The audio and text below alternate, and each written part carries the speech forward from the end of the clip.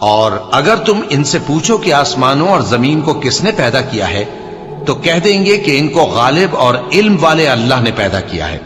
جس نے تمہارے لیے زمین کو بچھونا بنایا اور اس میں تمہارے لیے رستے بنائے تاکہ تم راہ راست پر چلو، اور جس نے ایک اندازے کے ساتھ آسمان سے پانی نازل کیا، پھر ہم نے اس سے مردہ زمین کو زندہ کیا، اسی طرح تم زمین سے نکالے جاؤ گے۔ اور وہی ہے جس نے سب چیزوں کے جوڑے بنائے اور تمہارے لیے کشتیاں اور چوپائے بنائے جن پر تم سوار ہوتے ہو تاکہ تم ان کی پیٹھ پر چڑھ بیٹھو، اور جب اس پر بیٹھ جاؤ پھر اپنے پروردگار کے احسان کو یاد کرو اور کہو کہ وہ ذات پاک ہے جس نے اس کو ہمارے زیر فرمان کر دیا اور ہم میں طاقت نہیں تھی کہ اس کو بس میں کر لیتے،